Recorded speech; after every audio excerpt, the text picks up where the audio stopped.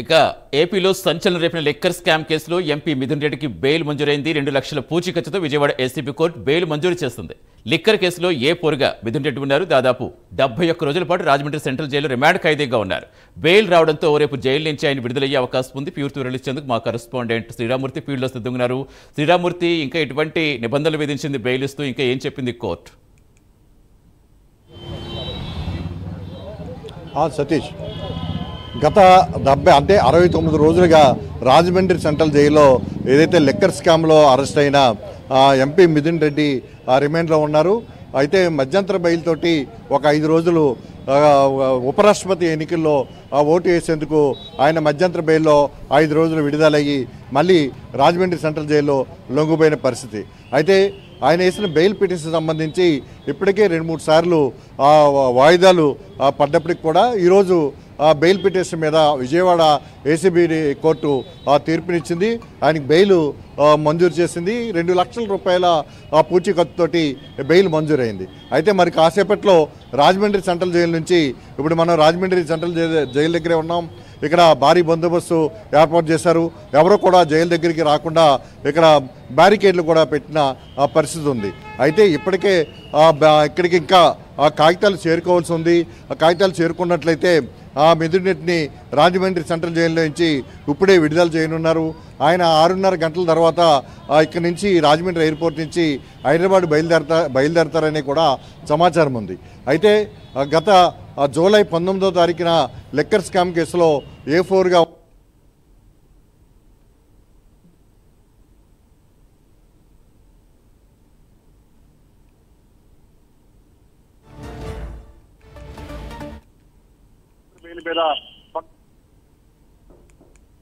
కొనసాగిన మిథున్ రెడ్డి మళ్ళీ తిరిగి రాజమండ్రి సెంట్రల్ జైల్లో లొంగిపోయారు.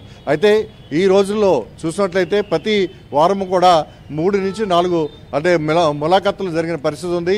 ఇక్కడ వైసీపీకి చెందిన రాష్ట్ర ముఖ్య నాయకులు, రాష్ట్ర మాజీ మంత్రులు, అలాగే మాజీ ఎమ్మెల్యేలు కూడా, ముఖ్యమైన వైసీపీ నాయకులు కూడా వచ్చి మిథున్ రెడ్డిని జైల్లో కలిసి ములాఖాతులో కలిసి ఆయన పరామర్శించిన పరిస్థితి ఉంది.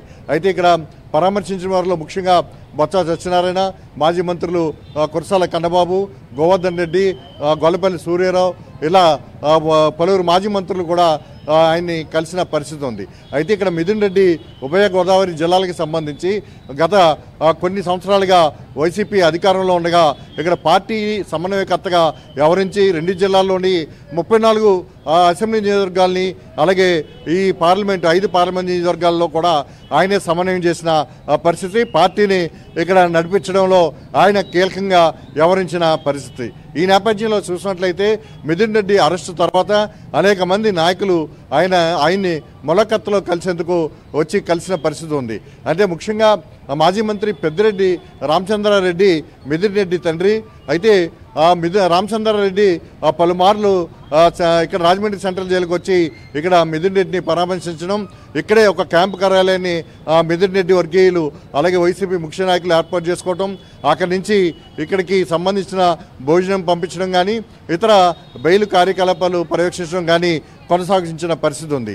అయితే ఇక్కడ మిథున్ రెడ్డి మీద లిక్కర్ స్కామ్లో ఏమీ లేకుండా కావాలని కక్ష సాధింపుతోటే కూటమి ప్రభుత్వం రామచంద్రారెడ్డిని చిత్తూరు జిల్లాలో ఏదైతే ఆయనకు పరువు ఉందో, ప్రతిష్ఠ ఉందో దాన్ని భంగం కలిగించడానికి, వారిని స్థాయిని రాజకీయంగా దిగజార్చాలనే ఒక ఉద్దేశంతో ఒక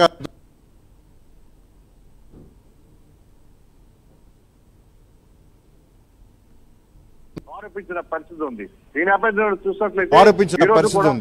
నేపథ్యంలో చూసినట్లయితే ఈరోజు కూడా ములాఖాతులో కొంతమంది వైసీపీ నాయకులు కలిసిన పరిస్థితి ఉంది.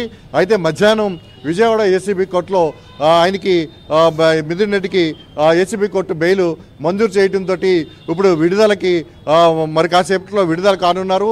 దీంతో మిథున్ రెడ్డి విడుదల అవుతున్నారన్న వార్త, బెయిల్ వచ్చింది, విడుదల అవుతున్నారన్న వార్త తెలియడంతో జైలు దగ్గరికి అనేక మంది వైసీపీ కార్యకర్తలు అలాగే ముఖ్య నాయకులు ఇక్కడికి చేరుకుంటున్నారు.